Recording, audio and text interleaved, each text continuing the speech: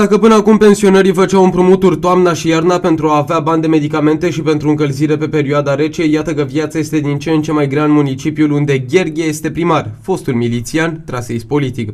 Astfel s-a ajuns ca în plină perioadă de vară pensionarii să se împrumute pe capete în organizațiile lor pentru a putea să trăiască. Astfel, oamenii probabil nu se vor mai lăsa duși de nas cu o masă la vreo cârciumă apropiată de municipalitate și când va veni timpul analizei și deciziei vor merge spre o cale mai cinstită și spre dezvoltare, nu spre bairamuri de o noapte ca apoi 4 ani de aici încolo să supraviețuiască și colac peste pupăză, să li se mărească prețurile la apă, la canal, la apa caldă, la agentul termic, la pachet cu impozitele locale, că doar așa s-a întâmplat Gherghe, nu? Astfel aflăm că în primele 6 luni ale anului 2014 pensionarii s-au împrumutat de peste 4,4 milioane de lei noi și asta dacă mai adăugăm și ajutoarele sociale primite în cuantum de peste 67.000 de lei noi plus ajutoarele balneo de peste 16.000 de lei noi. În ultimul timp, având în vedere nevoile pe care le au membrii casei noastre, am avut un val destul de mare de solicitări pentru împrumut, încât a fost nevoie să mai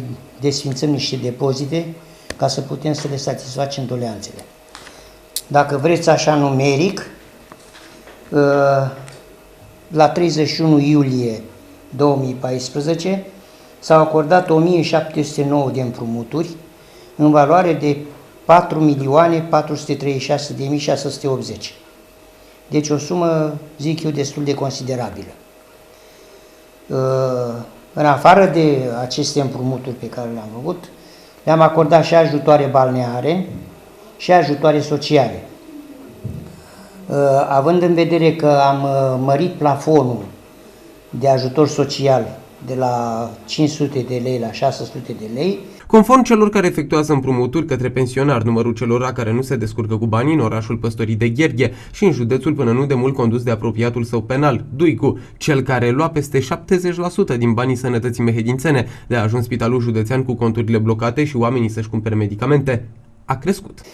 Numărul solicitanților a crescut, încât la data de 31 iulie am acordat 494 ajutoare sociale, deci asta e de la începutul anului, dar la început a fost un număr mai mic, în valoare de 67.910 lei.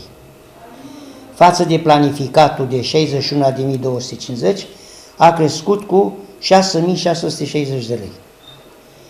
În ceea ce privește ajutoarele balneare, și acestea le-am mărit ca și valoare, la fel ca și ajutoarele sociale le-am mărit de la 1000 de lei, de la 100 de lei la 150, încât s-a dat până la 31 iulie 109 ajutoare balneare în valoare de 16.350 de lei.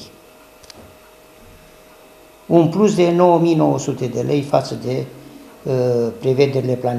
prevederile din buget.